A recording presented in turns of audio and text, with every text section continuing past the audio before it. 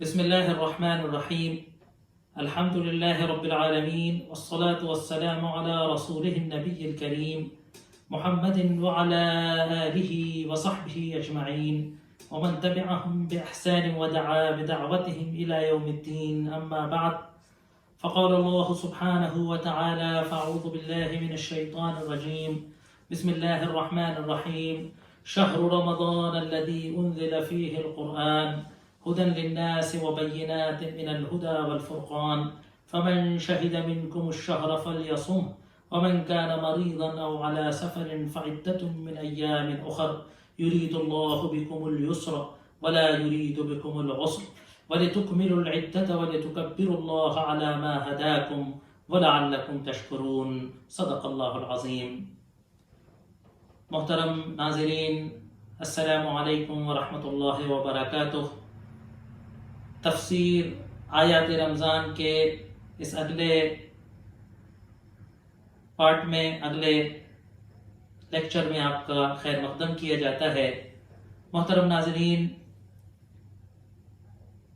پچھلے لیکچر کے اندر رمضان کے مہینے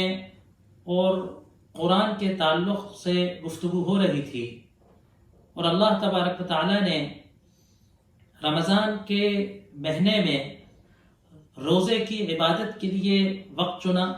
کہ روزے کی عبادت رمضان کے مہینے میں ادا کی جائے گی، اور رمضان کے مہینے کی فضیلت میں رمضان کے مہینے کی اہمیت کو بتاتے ہوئے اللہ تبارک و تعالیٰ نے یہ بتایا کہ رمضان کا مہینہ اس قدر و منزلت کا اور اہمیت کا مہینہ ہے کیونکہ اس کے اندر قرآن نازل ہوا ہے. انسانیت کی ہدایت کا سامان، انسانیت کو صراط مستقیم کی ڈگر دکھانے والا سامان، انسان کو صحیح فکر و عمل، صحیح عقیدے، صحیح کارکردگی کی طرف لے جانے کی جو کتاب اللہ تبارک و تعالیٰ نے نازل فرمائی، جو آخری آسمان سے ہدایت زمین پر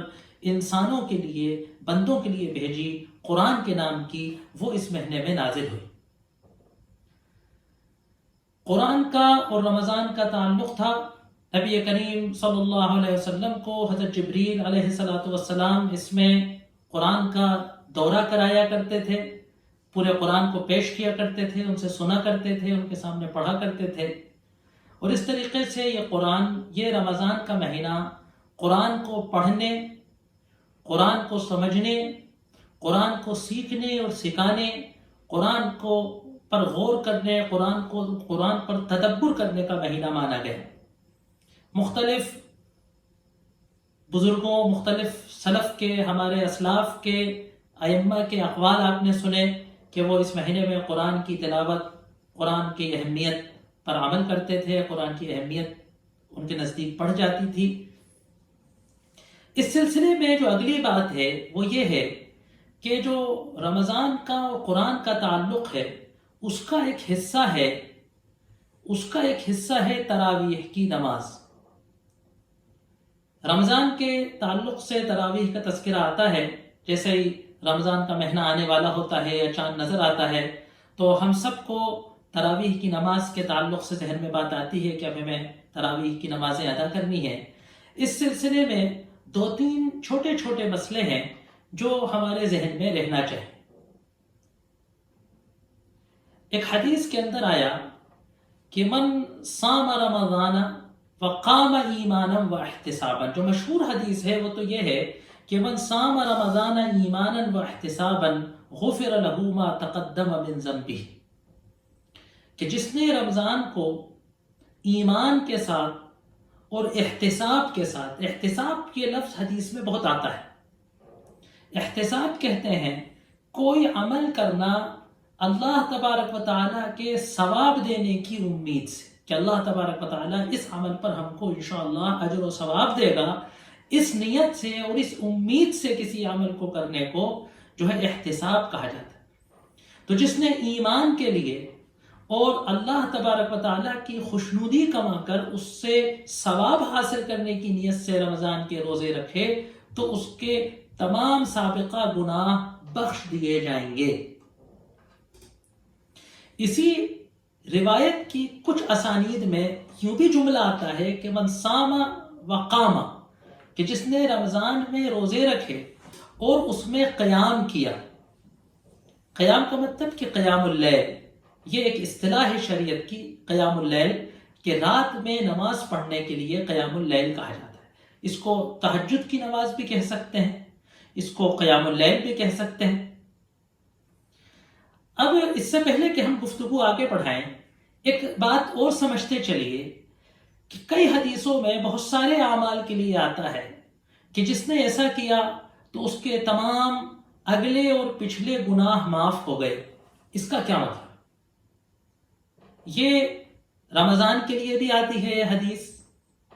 یوم عرفہ کے دن روزہ رکھنے کے تعلق سے بھی آتی ہے اس طریقے کی حدیث، حج کے تعلق سے بھی آتی ہے یہ حدیث. حج کے تعلق سے تو ایسی آتی ہے کہ قیوم ولدتہ امہ، ایسا حج سے واپس آتا ہے، حج مبرور، وہ حج کے جو مبرور، جس کو اللہ قبول فرمائے ہے نا. اب کس کا حج اللہ نے قبول فرمایا اور کس کا حج اللہ نے قبول نہیں فرمایا، یہ اللہ تبارک و تعالی جانتا ہے. تو اسی لیے کہتے ہیں کہ حج مبرور کی دعا مانگنا چاہیے. تو جس نے حج کرا اس کے گناہ معاف ہو گئے. لیکن آپ غور کریے کہ یہی حدیث فرض نماز کے لیے آتی، المکتوبۃ الی المکتوبۃ والجمعۃ الی الجمعۃ ورمضان الی رمضان، کہ ایک فرض نماز دوسرے فرض نماز تک، اور ایک جمعہ دوسرے جمعے تک، اور ایک رمضان دوسرے رمضان تک، مکفرات لما بینہم، کفارہ ہو جاتا ہے اس کے درمیان جو کچھ گناہ ہوتے. اس بات کو سمجھنے کے لیے بات ضروری ہے کہ ایسا نہیں ہے کہ ہم سال بھر گناہ کرتے رہیں اور پھر رمضان کا انتظار کریں کہ جب رمضان المبارک آئے گا تو اللہ تبارک و تعالی ہمارے سارے گناہوں کو معاف فرما دے گا، ہے نا. تو ظاہر سی بات ہے، بالارادہ، بالقصد، سوچ سمجھ کے گناہ کرنا کہ ابھی تو کر لوں پھر دیکھا جائے گا، اللہ کو منا لوں گا، یہ اس طریقے کی گناہوں کی مغفرت نہیں ہے. اللہ تبارک و تعالی نے فرمایا ہے یعملون السوء، ہے نا، انما التوبۃ علی الذین یعملون السوء بجہالۃ ثم یتوبون من قریب، ہے نا. توبہ تو ان کے لیے ہے کہ جن نے جہالت میں، نادانی میں، نہ جانتے ہوئے گناہ کر لیا. وَلَيْسَتِ التَّوْبَةُ لِلَّذِينَ يَعْمَلُونَ، ان کے لیے توبہ نہیں ہے کہ جو گناہ کیا کرتے رہتے ہیں، جو سوچ سمجھ کے جان بوجھ کے گناہ کیا کرتے رہتے ہیں، ان کے لیے توبہ نہیں ہے. یہ تو اللہ کی غفران کی، اللہ کی مغفرت کی، ہے نا، اللہ کی رحم کی، اللہ کی شان کی توہین ہے، مذاق اڑانا ہے کہ میں سوچ سمجھ کے اللہ کے حکم کو توڑ رہا ہوں، میں سوچ سمجھ کے اللہ کی مرضی کے خلاف کر رہا ہوں، میں سوچ سمجھ کے اللہ کے احکام کو پامال کر رہا ہوں، اور یہ سوچ رہا ہوں کہ رمضان آئیں گے تو اللہ معاف فرما دے گا، حدیث کا مذاق اڑا رہا ہوں. ایسا نہیں. وہ گناہ علماء نے صراحت کی ہے، بعض روایتوں میں آتا ہے کہ الا الکبائر، سوائے گناہ کبیرہ. اور گناہ کبیرہ کیا ہوتے ہیں؟ گناہ کبیرہ کے تعلق سے بھی ایک بات سمجھ لینا ضروری ہے کہ کچھ تو وہ گناہ کبیرہ ہیں کہ جن کا قرآن میں ذکر ہے. اس کا ایک فارمولہ ہے، ہمیشہ ہم لوگوں کو بڑی دقت ہوتی ہے کبائر اور صغائر کی. ہر وہ گناہ کہ جس کے بارے میں اسلام کی شریعت میں، دنیا میں کوئی سزا رکھی گئی ہے. چور کا ہاتھ کاٹنے کی سزا ہے، زنا کی سزا ہے، کسی پاک دامن مرد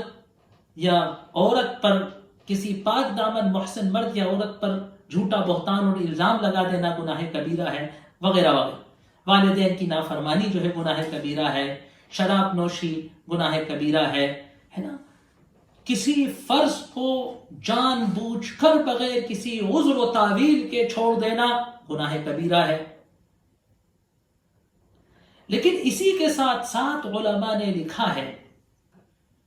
کہ بے غیرتی کے ساتھ، دیدہ دلی کے ساتھ، ڈھٹائی کے ساتھ گناہ صغیرہ کو کرتے رہنا بھی کبیرہ ہے.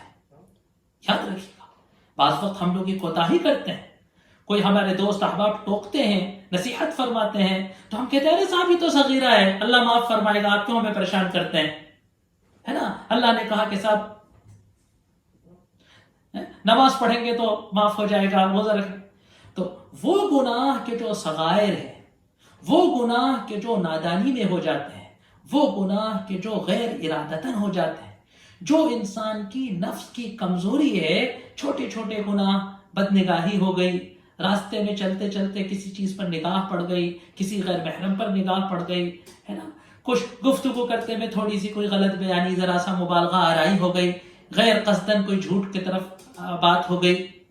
ہے نا. لیکن ہم سوچ سمجھ کے اللہ کے نام کی جھوٹی قسمیں کھائیں، ہم سوچ سمجھ کر بے ایمانیاں کریں، ہم خوب سوچ سمجھ کے ہوش و حواس سے غلط تولیں، جھوٹ بولیں، دھوکہ دیں، ہے نا، اللہ کے نام کی قسمیں کھا کھا کے اپنے گھٹیا سودے کو اچھا کہہ کر بیچیں، اور پھر ہم یہ سمجھیں کہ ہم، ہے نا، سب سے پہلی صف میں نماز پڑھ لیتے ہیں، رمضان میں روزہ رکھ لیتے ہیں، تراویح میں 7 دن کا ختم سن لیتے ہیں، آخری عشرے میں ہم فلاں مسجد میں دھوم دھام سے، شور شرابے سے، ریاکاری سے اعتکاف کر لیتے ہیں. اللہ ہمارے گناہوں کو معاف کر دے گا، اور اللہ نے کچھ صحیح اور غلط روپیہ بھی دے دیا ہے تو عمرہ بھی کر لیتے ہیں ہر سال،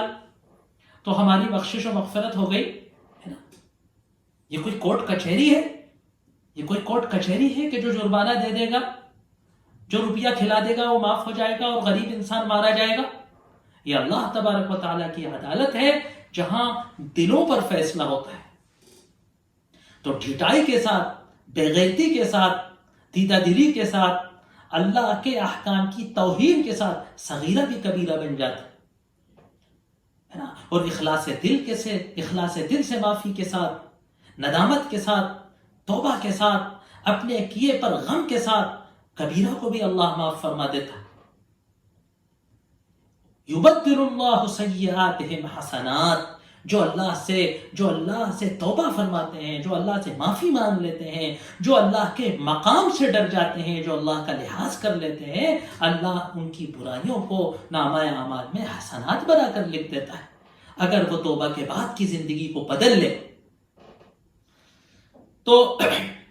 سمجھنے کی بات یہ ہے کہ رمضان سے ایک رمضان تک کے جو یہ صغائر گناہ ہیں، جو نادانستگی میں، جو غیر اختیارتاً انسان سے ہو جاتے ہیں، تو ان کو اللہ معاف فرما دیتا ہے. کہنے کی بات جو آگے آ رہی تھی کہ رمضان سے متعلق جو چیز ہے وہ تراویح کی نماز ہے، یعنی قیام اللیل. اس سلسلے میں ہمارے یہاں کئی ڈسکس ہوتے ہیں، کئی ڈیبیٹ چلتے ہیں، اور جیسا کہ میں نے پہلے بھی آپ کے سامنے عرض کیا تھا کہ ہمارا مزاج ہو گیا ہے اختلاف کرنے، کہ کوئی بات کو جب تک ہم اختلاف نہیں کریں تو ہمیں مزہ نہیں آتا، ہمیں لگتا ہے کہ جیسے ہم نے عبادت کا لطف نہیں اٹھایا. اور تشدد کہ میں اپنی رائے پر اڑا ہوا ہوں اور میں چاہتا ہوں کہ بالجبر دوسرا بھی میری بات کو مانے. اپنی بات پیش کرنے کی تو اجازت ہے، لیکن میں اپنی بات پر اصرار کروں،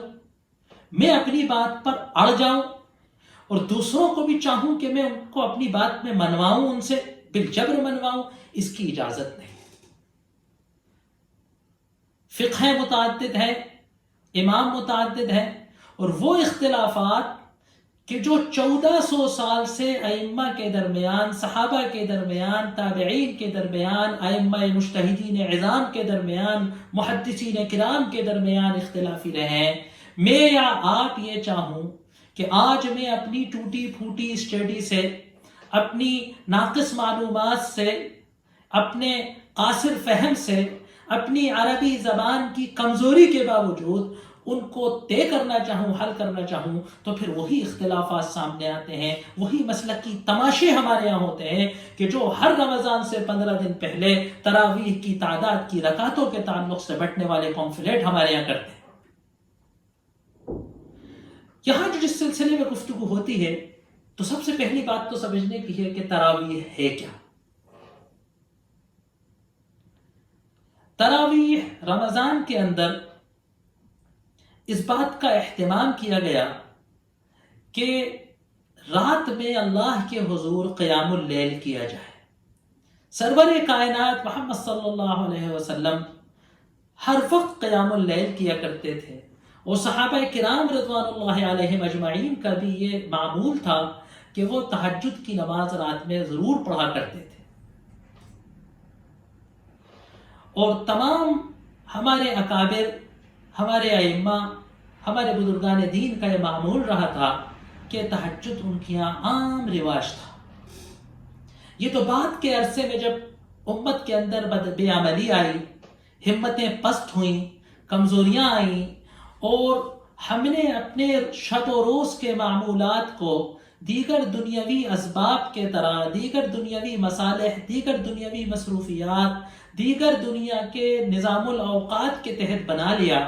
اور ہم نے اپنے سونے اور جاگنے کے اوقات کو سنت مطہرہ کے برخلاف کر لیا، تو اب یہ عبادت ہمیں مشکل لگنے لگی ہے۔ خال خال کوئی حضرات جن کو اللہ تبارک و تعالیٰ توفیق عطا کرتا ہے وہ اس عبادت کو کرتے ہیں۔ رمضان المبارک میں اس عبادت کا اہتمام کیا گیا،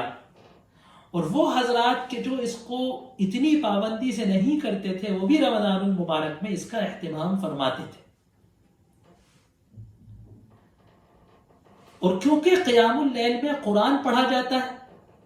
تو جو رمضان کا اور قرآن کا کنیکشن تھا وہ بھی یہاں جڑتا ہے۔ ہم لوگ دن میں روزہ رکھتے ہیں، اپنے آپ کو اس صبر کی اور حبس نفس، اپنے نفس پر کنٹرول کرنے کی جو ٹریننگ ہے اس سے ہم اپنے آپ کو دن میں گزارتے ہیں، اور رات میں ہم کھڑے ہو کر عام طور سے جو رواج تھا، اس سال تو کچھ صورتحال ذرا دیگر ہے، جو عام رواج تھا کہ ہم رات میں جا کر کسی حافظ کے پیچھے، کسی قاری کے پیچھے قرآن سنتے ہیں، نماز میں نیت باندھ کر قرآن پڑھتے ہیں۔ سب لوگ حافظ نہیں ہوتے، تو اس موقع کا ایک فائدہ یہ ہوتا ہے کہ ہمیں ایک موقع ملتا ہے کہ ہم نماز کی حالت میں ہم اللہ کی کتاب سنتے ہیں۔ اب یہ ایک الگ بات ہے کہ وہ کیسے پڑھی اور پڑھائی جاتی ہے، اور اس کو اصلاً کیسے پڑھا اور پڑھایا جانا چاہیے، یہ ایک الگ موضوع ہے۔ اللہ کے رسول صلی اللہ علیہ وآلہ وصحبہ وسلم کے زمانے میں مساجد کے اندر اس طریقے سے جماعت سے تراویح ادا کرنے کا رواج نہیں تھا۔ تمام صحابہ کرام رضوان اللہ علیہم اجمعین اور ہمارے پیارے نبی سرور کائنات محمد صلی اللہ علیہ وسلم اپنی سہولت کے اعتبار سے عشاء کی نماز کے بعد سے لے کر سحری کے وقت تک کے بیچ کے وقت میں اپنے اپنے ذوق کے اعتبار سے، اپنی اپنے نشاط، اپنی اپنی چستی کے اعتبار سے اپنے اپنے طور پر اس قیام اللیل کی عبادت کو ادا کیا کرتے تھے۔ ایک مسئلہ ہے شریعت کا کہ نفل عبادت جماعت کے ساتھ کرنا جائز نہیں ہے۔ شاذ و نادر کبھی کبھار کسی خاص موقع ہو، عیدین کی نماز ہے وہ تو خیر واجب ہے، یا صلاۃ الاستسقاء ہے جو پانی بارش کے رک جانے پر پڑھی جاتی ہے، صلاۃ الکسوف ہے، صلاۃ الخسوف ہے جو سورج اور چاند گرہن کے موقعوں پر ادا کی جاتی ہیں۔ ان کے علاوہ عام طور سے نوافل کو جماعت سے پڑھنے کی اجازت نہیں ہے شریعت۔ نفل اپنے اپنے گھر میں، اپنی اپنی تنہائی میں اپنا خدا سے ذاتی تعلق کا نام ہے۔ لیکن کیونکہ رمضان المبارک برکت کا مہینہ ہے، عبادت کا مہینہ ہے، اور اس میں عبادت پر سے سارے باؤنڈیشن اٹھ جاتے ہیں، جتنی عبادت کرو، جیسے عبادت کرو اس کی اجازت ہو جاتی ہے، تو اس سلسلے میں نفل کو جماعت سے پڑھنے کی اجازت دی گئی ہے۔ لہٰذا تراویح کی بھی نماز ہو جاتی ہے، اور اگر کچھ حضرات کسی اچھے قاری، اچھے حافظ کے پیچھے دیگر تہجد یا قیام اللیل اور دیگر نوافل کو بھی اگر پڑھنا چاہیں تو کچھ شروط کے ساتھ، کچھ آداب کے ساتھ اس کی بھی اجازت ہے۔ یہ اختلافی مسئلہ ہے، دو ٹوک بات نہیں کر رہا ہوں میں، مفتی حضرات اس بات کو زیادہ بہتر بتا سکتے ہیں، لیکن جو کچھ خلاصہ یہ ہے کہ کچھ شروط کے ساتھ، کچھ آداب کے ساتھ، اور کچھ وہ تماشا نہ بنے جیسا شبینوں میں تماشا بنا کرتا ہے، تو نفلی نماز کو جماعت سے پڑھنے کی رمضان میں اجازت مل جاتی ہے، خاص طور سے رات میں، خاص طور سے یہ مسئلہ رات کے۔ حضرت عمر بن خطاب رضی اللہ عنہ جو خلیفہ ثانی تھے، ان کے زمانے میں مسجد کے اندر تراویح کی نماز کی ادائیگی کا سلسلہ شروع ہوا۔ روایت کے اندر آتا ہے کہ حضرت عبداللہ فرماتے ہیں کہ میں حضرت عمر بن خطاب رضی اللہ عنہ کے ساتھ ایک روز مسجد کی طرف نکلا۔ یقیناً حدیث کو پڑھ کر یہ بات سمجھ آتی ہے کہ حضرت عمر مسجد میں تراویح کی نماز ادا کرنے نہیں آئے تھے، وہ چیک کرنے آئے تھے۔ حضرت عمر تمام چیزوں کا تفقد فرمایا کرتے تھے۔ تو دیکھا ہم نے کہ لوگ مسجد میں الگ الگ طریقے سے نماز پڑھ رہے تھے۔ کوئی تنہا نماز پڑھ رہا تھا، کوئی ایک آدمی کے پیچھے ایک آدمی نماز پڑھ رہا تھا، کہیں ایک آدمی کے پیچھے 2-4 لوگ نماز پڑھ رہے تھے، کہیں کسی آدمی کے پیچھے کوئی جماعت نماز پڑھ رہی تھی۔ کوئی قیام کی حالت میں تھا، کوئی سجدے کی حالت میں تھا، کوئی رکوع کی حالت میں تھا، کوئی سلام پھیرا ہوا دعا اور استغفار کی حالت میں تھا۔ حضرت عمر نے اس منظر کو دیکھ کر کہا کہ اگر میں ان سب حضرات کو ایک امام کے پیچھے اکٹھا کر دوں اور یہ مجتمع ہو کر تراویح کی نماز پڑھیں گے تو یہ زیادہ بہتر صورت ہوگی۔ اور حضرت عمر نے ایسا فرمایا اور حضرت ابی بن کعب کو امام مقرر فرمایا، اور ایک نماز مسجد کے اندر ایک سرکاری جماعت کی نماز شروع ہو گئی۔ اور انہوں نے اپنے تمام گورنروں کو بھی یہ لکھا کہ اس طریقے سے مسجد کے اندر عشاء کی نماز کے ادا ہو جانے کے بعد تراویح کی نماز کو، قیام اللیل کی نماز کو قائم کروائیں۔ فرماتے ہیں حضرت عبداللہ کہ میں پھر ایک دن گیا اور لوگ ایک امام کے پیچھے مجتمع ہو کر نماز پڑھ رہے تھے صف بندی کے ساتھ۔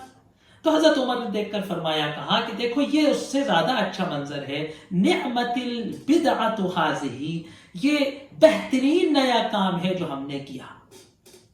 میں بدعت کے اس تصور میں اور بدعت حسنہ اور بدعت سیئہ پر جو کچھ اختلافات علماء کے درمیان ہوتے ہیں اس کی طرف نہیں جانا چاہ رہا ہوں، وہ ایک الگ موضوع ہے بالکل۔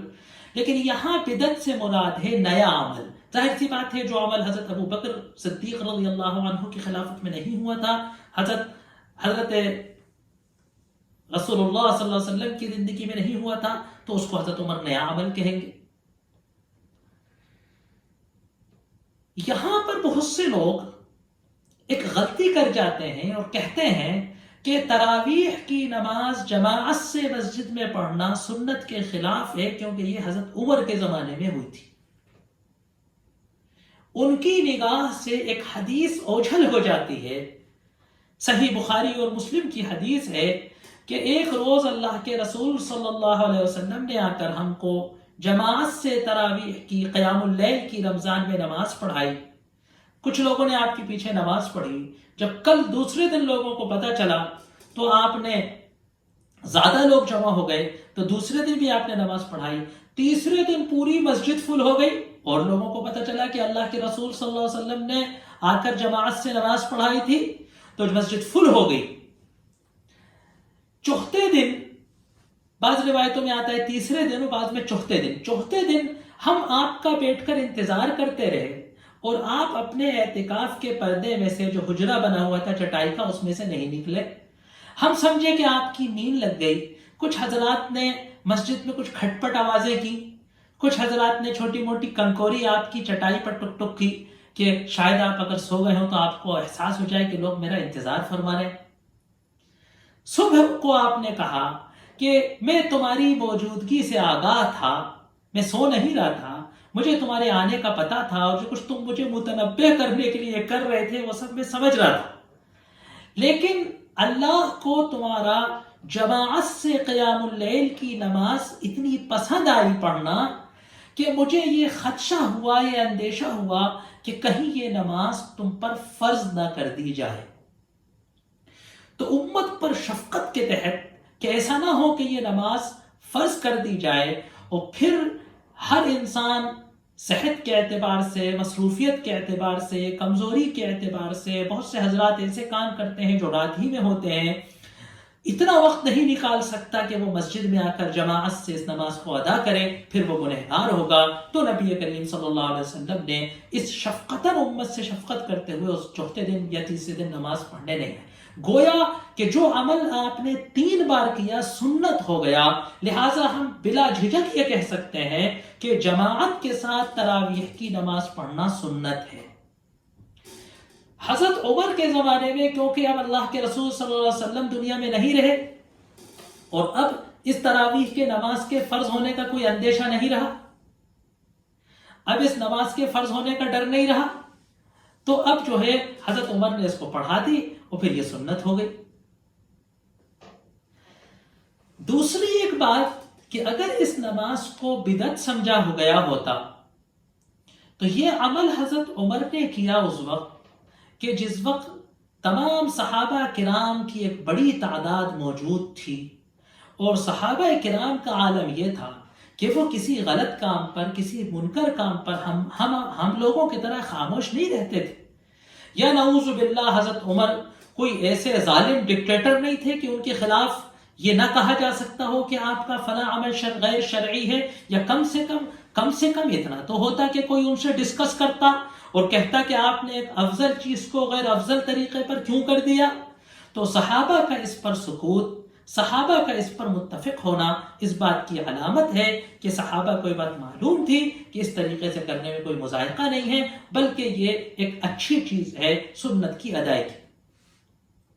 بہت سارے علماء نے کہا ہے کہ اگر مسجد میں ایک تراویح کی نماز ہو جائے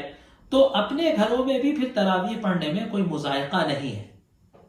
کہ دونوں چیزوں پر عمل ہو جائے۔ بہت سارے صحابہ اس جماعت کے اندر نماز ادا کیا کرتے تھے اور بہت سارے صحابہ اپنے ہی گھروں کے اندر نماز کو ادا کیا کرتے تھے۔ دوسرا مسئلہ جو یہاں پیش ہوتا ہے اکثر وہ ہے تراویح کی تعداد کے بارے میں۔ اس نماز کو تراویح کیوں کہتے ہیں؟ عربی کا ایک لفظ ہے روحہ، آرام، کیونکہ اس نماز کے جماعت سے جب پڑھی جاتی ہے تو طریقہ یہ ہے کہ ہر 4 رکعت کے بعد اس میں جو ہے تھوڑا سا سستایا جاتا ہے۔ یہ جو ترویحیں ہیں یعنی سستانے کے جو گیپ ہیں، ان کی وجہ سے کہا گیا کہ وہ نماز کی جس میں ترویحیں کیے جاتے ہیں، ہے نا۔ کوئی تضاد نہیں ہے کہ قیام اللیل کہہ دیا تو کوئی الگ بات ہو گئی، تراویح کہہ دیا تو کوئی الگ بات ہو گئی، یہ سمجھانے کی بات ہے، بتانے کی بات ہے نا۔ قیام اللیل جنرل کیٹیگری ہے جو رمضان میں بھی ہوتی ہے اور غیر رمضان میں بھی ہوتی ہے، لیکن رمضان میں جب اس کو اس مخصوص طریقے سے مسجد میں پڑھا جاتا ہے تو اس کو علماء نے اپنی کتابوں کے اندر تراویح نام دے دیا۔ یہ کوئی ایسا واقعہ نہیں ہے کہ شریعت مسمار ہو گئی اور صاحب دیکھیے کیا ہو گیا، ہے نا، اور اس کی اصلاح کرنے کے لیے ایک جماعت اٹھے اور وہ لوگوں کو ڈنڈے مار مار کے سمجھائے۔ اس کی ضرورت نہیں، باتوں کو سمجھنے کی ضرورت ہے نہ کہ جھگڑنے کی۔ سوال یہ ہے کہ اس کو کتنے تعداد، اس کی رکعتوں کی تعداد کتنی ہے؟ علماء کے اس میں مختلف اقوال ہیں۔ معتبر ذرائع سے یہ بات کہی جاتی ہے کہ حضرت عمر نے مسجد کے اندر صحابہ کی جو جماعت کرائی تھی وہ 20 رکعتیں تھیں، اگرچہ کہ اس میں بھی اختلاف ہوتا ہے لیکن 20 رکعتیں حضرت عمر نے پڑھوائی۔ اللہ کے رسول صلی اللہ علیہ وآلہ وصحبہ وسلم نے 3 دن مسجد میں آ کر جو امامت فرمائی، اس میں کتنی رکعتیں آپ نے پڑھائی تھیں یہ تحقیق نہیں ہو سکا۔ اگر یہ روایت میں آ جاتا تو یقیناً امت میں پھر تراویح کی رکعت میں کوئی اختلاف نہیں ہوتا۔ حضرت ام المومنین، ہماری ماں حضرت ام المومنین رضی اللہ عنہ، حضرت عائشہ صدیقہ رضی اللہ عنہا فرماتی ہیں، بخاری میں اس حدیث کو روایت کیا گیا ہے کہ نبی کریم صلی اللہ علیہ وسلم نے نہ رمضان نہ غیر رمضان کبھی 8 رکعت سے زیادہ قیام اللیل نہیں کیا۔ دراصل اگر دیکھا جائے تو یہ حدیث اصلاً تہجد کے لیے ہے، قیام اللیل کے لیے۔ یہ اللہ کے رسول صلی اللہ علیہ وسلم کی جو گھر پہ عبادت فرمایا کرتے تھے اور حضرت عائشہ جو اس کو دیکھا کرتی تھی، یہ ان کا بیان ہے۔ مسجد میں اس روز کتنی تراویح کی رکعتیں پڑھائی تھیں یہ معلوم نہیں۔ حضرت عمر نے 20 رکعتیں پڑھائیں، حضرت عمر نے مسجد میں 20 رکعتیں پڑھوائیں، اور صحابہ کرام نے کسی نے اس پر انکار نہیں فرمایا۔ حضرت عائشہ جو اس حدیث کو بیان کر رہی ہیں، جن کی حدیث کی بنیاد پر یہ بات کہی جاتی ہے کہ تراویح 8 رکعت ہے اور 8 رکعت سے زیادہ پڑھنا صحیح نہیں ہے، حضرت عائشہ سے کوئی ایسی روایت نہیں ملتی کہ ان نے حضرت عمر کے زمانے میں، حضرت عثمان کے زمانے میں، حضرت علی کے زمانے میں، حضرت معاویہ کے زمانے میں، کہ اس وقت تو حضرت عائشہ کا بڑا مقام تھا اور اہم ترین مسائل میں اور اہم ترین فتاوی میں حضرت عائشہ صدیقہ رضی اللہ عنہ سے رجوع کیا جاتا تھا۔ آپ کم سے کم مدینے کے گورنر سے حضرت معاویہ سے کہہ سکتی تھی کہ حضرت عمر بن خطاب نے جہاں اتنے اچھے کام کیے، وہاں ان سے ایک غلط کام ہوا ہے تراویح کی تعداد کے تعلق سے، میری آپ سے درخواست ہے، میرا آپ کو مشورہ ہے کہ آپ اس کو سدھار دو۔ تو پتہ یہ چلا کہ یہ 20 رکعتیں جو پڑھی گئیں اور امت میں اس میں دیگر پر تعامل رہا۔ امام شافعی کی یہاں 8 رکعت کا قول ہے، ایک قول امام شافعی کا 20 رکعت کا ہے، امام ابو حنیفہ کی یہاں 20 رکعت کا قول ہے، امام مالک کی یہاں 10 رکعت کا قول ہے، ایک امام مالک کا قول 36 رکعت کا ہے، ایک امام حنبلی فقہ میں ایک قول 12 رکعت کا ہے، ایک قول 20 رکعت کا ہے۔ امام بخاری کی اس حدیث سے لے کر جدید سلفی علماء 8 رکعت کا فتویٰ دیتے ہیں، اور ان کے متبعین اس کو شدت سے دنیا میں ترویج و تشہیر کرنے کی کرتے ہیں۔ بالکل جو ہمارے یہاں ایک پرانی مثال ہے کہ چائے سے زیادہ کیتلی گرم والا معاملہ ہو جاتا ہے۔ خلاصہ اگر آپ ان تمام روایتوں کا دیکھیں گے، تمام ائمہ کی گفتگو کا اگر خلاصہ آپ دیکھیں گے، تو آپ کو یہ پتہ چلے گا کہ یہ نفلی نماز ہے، اول تو فرض نہیں ہے نا، کہ 20 پڑھنی تھی 18 پڑھنی تو گناہ ہو جائے گا، صاحب 2 کدھر ہے؟ یہ تو نفل ہے، اضافی نماز ہے، ثواب کی نماز ہے، زیادہ سے زیادہ ثواب بٹورنے کی نماز ہے۔ تو قبلہ والد صاحب رحمۃ اللہ علیہ فرمایا کرتے تھے، یوں سمجھو کہ یہ نفل نماز 8 سے لے کے 20 رکعت تک ہے، کم سے کم 8 پڑھیں گے، 8 سے کم قیام اللیل نہیں ہوگا، اور زیادہ سے زیادہ اس کو 20 تک پڑھا جا سکتا ہے، جیسا نشاط ہو، جیسی طبیعت ہو، ویسا پڑھنا چاہیے۔ ہمارے ملک میں جہاں 95% لوگ حنفی مسلک پر چلتے ہیں، حنفی فتوے پر چلتے ہیں، ہمارے یہاں 20 رکعتوں میں پڑھی جاتی ہیں، تو میری آپ حضرات سے مشورہ ہے کہ اپنے گھروں میں ہم عبادت کو اپنی نشاط اور چستی کے اعتبار سے جیسا بھی کریں اس کی اجازت ہے، لیکن اجتماعی مقامات پر مسجدوں میں برائے کرم اس کو اختلاف کا مسئلہ نہیں بنانا چاہیے۔ انشاءاللہ یہ رمضان سے متعلق ابھی اس میں کچھ گفتگو بچی ہے، آگے انشاءاللہ دعا کا تذکرہ آ رہا ہے، پھر روزے کے کچھ اور احکامات بھی آیت کے اندر آگے آ رہے ہیں، کہ جس کے اندر آ رہا ہے کہ احل لکم لیلۃ الصیام، انشاءاللہ اس کے تعلق سے اللہ نے توفیق دی تو گفتگو ہوگی۔ وآخر دعوانا ان الحمد للہ رب العالمین۔